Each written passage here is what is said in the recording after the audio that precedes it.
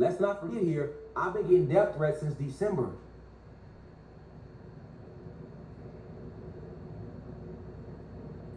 Let's not forget who I am, y'all. Let's not forget who Rashad Jamal is, and what he represents, and what he teach, and what he stand for. Don't nobody challenge these people more than me, and most of these other people that's known for teaching, they don't know as much as me. They don't know like the details about the industry and Hollywood, because they ain't even went that deep. I actually went up in there. I know what's going on. You see, I'm a more dangerous threat than any YouTuber, spiritual so any of them. Because they kicking facts, but they ain't never really been up in there in the Hollywood like I have. I got a different type of perspective. And the elites know that. So you got to see the bigger picture here. It's a lot of steps that got skipped. First off, the initial warrant, my baby mama and the little girl, they supposed to investigate me, my mom, my wife, my kids, mom, got both sides. Then from there, they if they want to go with charges, they would go with your charges. That would be fair judicial processing. Okay? Because we know their law ain't shit. That's why I tell y'all that. But if we gonna go up in their law, if they got certain rules they gotta play by now, because it's the rules they wrote. You can't write rules and then build your own fucking rules, but that's what they do.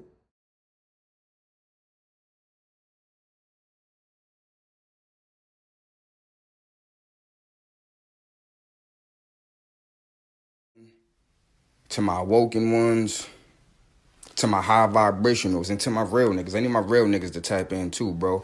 If you fall in that category or anything that I just named, listen to me and listen closely, bro. Because what you just saw in my last post and in my story was me on the phone with the Augusta Police Department all the way out there in Georgia. Because you see, I'm telling y'all, they got a black activist wrongfully convicted out there, locked up, wrongfully convicted. But we know what happens to black activists. You know what I'm saying? You can ask Dr. Malachi York got wrongfully convicted. Dr. Sebi wrongfully convicted on more than one occasion, and they executed him in jail. You know what I'm saying? Dr. Martin Luther King, Malcolm X, Marcus Garvey, Fred Hampton, Huey Newton. Some of those dudes were wrongfully convicted and executed. Now, I put that call in because his immediate family, he got relocated, and they didn't hear from him for days. And then when they did, they found out the man hadn't eaten in 12 days. He don't have a bed, no cot. He's sleeping on a concrete floor. You know what I'm saying? So on top of the guy not having regular phone contact, he has no access to fucking commissary. Like I said, no bed. He's sleeping on a cold-ass concrete fucking floor, bro.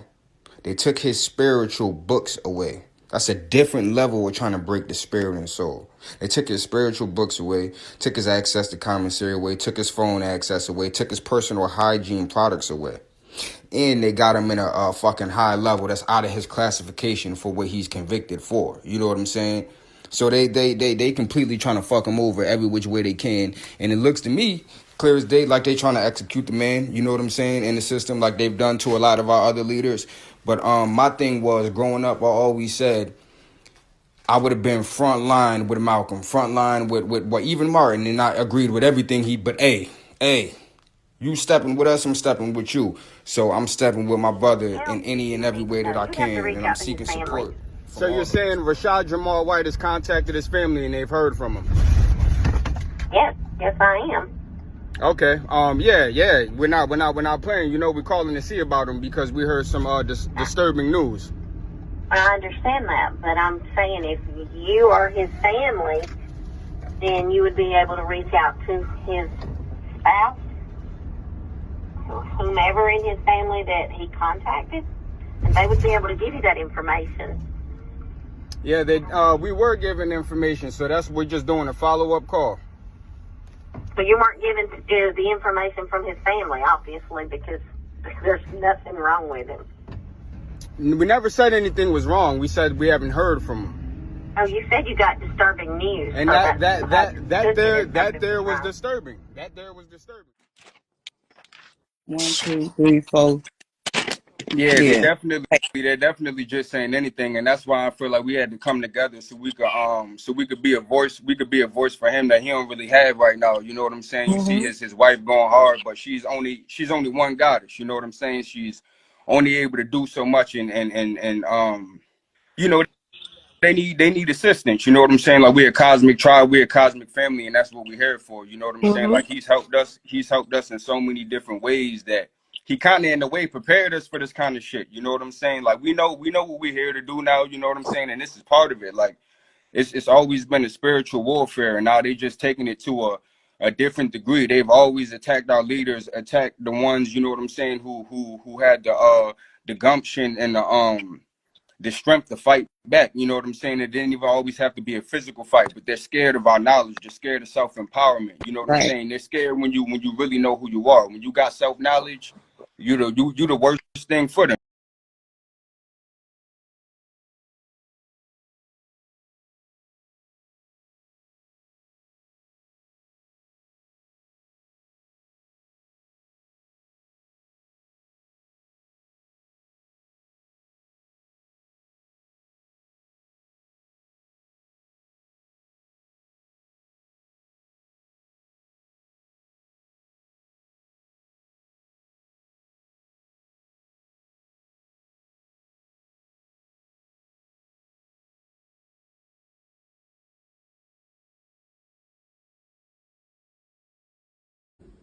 See, they let this one go.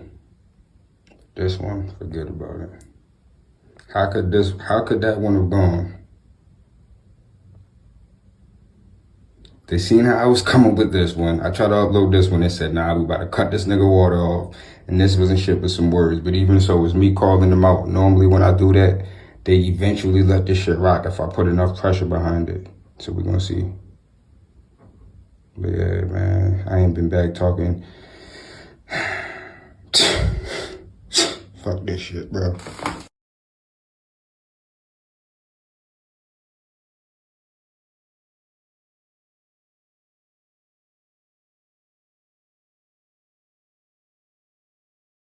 I like to create my own algorithm because sometimes if I get too caught up in what Facebook or any of the social media platforms, when I did have them naturally show me, it influenced my thinking. So I didn't like that. But when my algorithm that I pick and choose, like the things I look at, when that shows up and other people, I can see them also liking those things in person, it helps strengthens. Like if I say a sentence, that other person, I don't even have to finish the sentence. They already picking it up telepathically. And I find that a more common occurrence in my life now, which is crazy. Not really. Nowhere, a source just popped up, so I ended up getting in contact with a source that looked just like me, and he got everything, and I just started buying everything off of him, and I was like, you know what?